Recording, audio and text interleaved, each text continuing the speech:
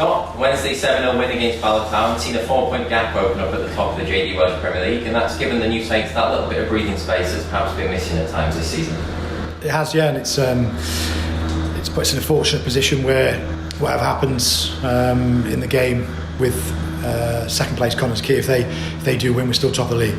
You know, we haven't had that sort of buffer at any time during the season. We've always either had games in hand or we've been points behind, and when we do go top, somebody else can leapfrog us.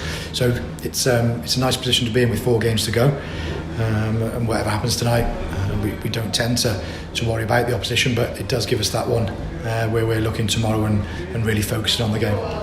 It's another trip to Latham Park tomorrow, following on from last weekend's JD Welsh Cup win. Will we see anything different in the approach from Wednesday's game against Bala, against Newtown? No, I wouldn't see any change in the way we go and approach the game or the way we set up. It'll be a very strong team again. We'll have a look at if there's any slight little issues with players from Wednesday night today. We won't do a lot today. It'll be more just ticking over and ready for the game. But certainly not in the mindset and the mentality of the players, because I thought we were exceptional. One of the best performances I've seen in a long time. Just the cohesion, everyone's mindset was. You could see that everybody was working together for the same goal, which was the minimum of 3 points, which we wanted before the game.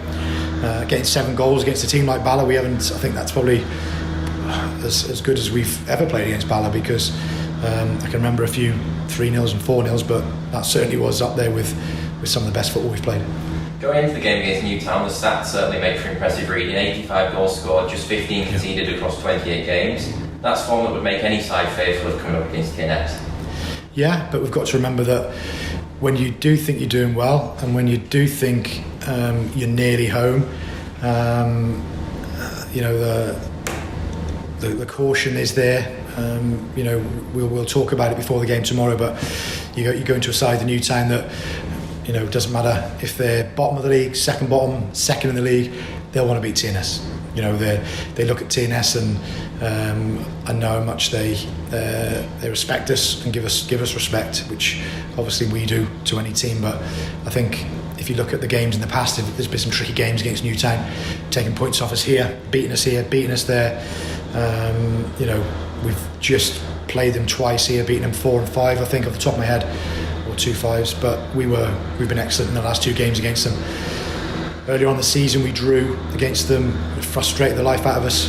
We did really well on the day. We didn't play to our maximum, whereas at the moment we are playing to our maximum. So we'll be going for the win tomorrow and making sure that we don't fall into any traps. He's had to be patient and wait for his chance, but Greg Craven made his first league start since November on Wednesday, and he certainly rewarded that selection with 2 goals on the night. Yeah, Greg was very good the other night. His work rate, not just his goals, but everything he tried to do, getting hold of the ball, setting other people in, had chances within. I think he had the first chance where it's over the bar. I think he got pulled back, or he said he's got pulled back for that. We'll allow him that one, because he did play very well the other night. And not just Greg as well, but 2 inspired substitutes in Dean Ebby and Adrian Sizlovic both got on the score sheet. Always good to, when the game's done, always good to bring the other players on and make sure that they're getting game time. And if you look at the players we've got at our disposal, there's Sis coming on and getting a couple, and Dean getting the header. Very good. And you feel for the players that are not playing, because they train so well and you know what they've done in the past for us, and you just feel like you'd want to give more of a rotation. But personally, I just think we need to be in the mindset of being ruthless. If I'm being ruthless with my team selection, then hopefully it transfers through to the pitch and the players.